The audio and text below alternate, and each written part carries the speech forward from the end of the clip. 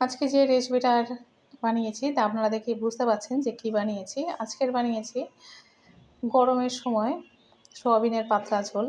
প্রথমে সয়াবিনগুলো সিদ্ধ করে জল ঝরাতে দিয়েছি। এরপরে পেঁয়াজ দিয়েছি আর তার মধ্যে দিয়েছি কয়েক কোয়া রসুন। রসুন পেঁয়াজ হালকা একটু ভাজা হয়ে যাওয়ার পরে দারচিনি, এলাচ, লবঙ্গ, শুকনো লঙ্কা আর 1 চামচ মৌরি দিয়েছি। এইগুলো তেলের মধ্যে একটু নাড়াচাড়া করে নেব। নিয়ে এটা ভালো করে পেস্ট করে নিতে হবে। গরম তেলের মধ্যে আলুর টুকরোগুলো দিয়ে দিয়েছি। এবার একটু লাল লাল করে ভেজে নেব। তার জন্য হলুদ আর নুন দিয়ে দিয়েছি অল্প করে। দিয়ে ভালো করে এটা ভেজে নিতে হবে। আলুগুলো প্রায় অনেকটা ভাজা হয়ে গিয়েছে। আর এই সময় আমি দিয়ে দেব সয়াবিন সিদ্ধগুলো। এগুলো জল একটু চিপে বের করে নিয়েছি। সয়াবিনটাও এর সঙ্গে একটু ভেজে নেব। সয়াবিনটা বেশি ভাজবো না, অল্প একটু নাড়াচাড়া করে নেব। দেখুন সয়াবিনগুলো ভাজা হয়ে গিয়েছে, কেমন ভেজেছি। তারপরে সয়াবিন আলু তুলে নেওয়ার পরে কড়াইতে আরও একটু তেল দিয়েছি, তেজপাতা দিয়েছি, 1 চামচের মতো গোটা জিরে দিয়েছি। আর এরপরে দিয়েছি আদা বাটা 1 চামচ। তেলের মধ্যে আদাটা একটুখানি কষিয়ে নিচ্ছি। এরপরে বাকি মশলাটা যেটা আমি ভাজা করেছিলাম সেটা আমি ভালো করে পেস্ট করে নিয়েছি। সেই মশলা পুরোটাই আমি দিয়ে দিলাম। দিয়ে ভালো করে কষিয়ে নিতে হবে।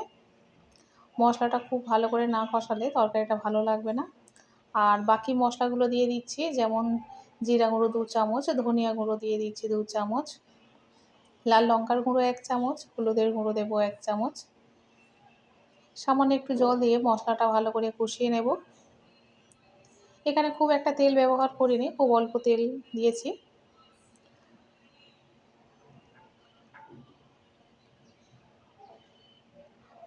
স্বাদ মতো নুন দিয়ে দিচ্ছি। মশলাটা কষানো হয়ে যাওয়ার পরে এর মধ্যে ভেজে রাখা আলুগুলো আগে দিয়ে দিলাম। এবার জলের পরিমাণটা একটু বাড়িয়ে দেব।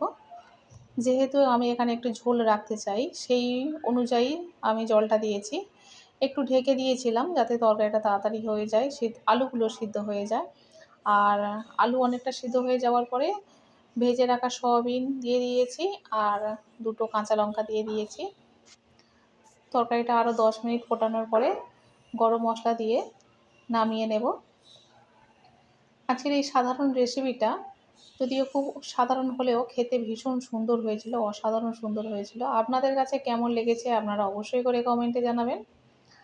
আর আমি অর্চনা, আপনারা দেখছেন অর্চনার সহজ রান্না। অবশ্যই করে লাইক, শেয়ার এবং সাবস্ক্রাইব করবেন। দেখা হবে আবার পরের ভিডিওতে।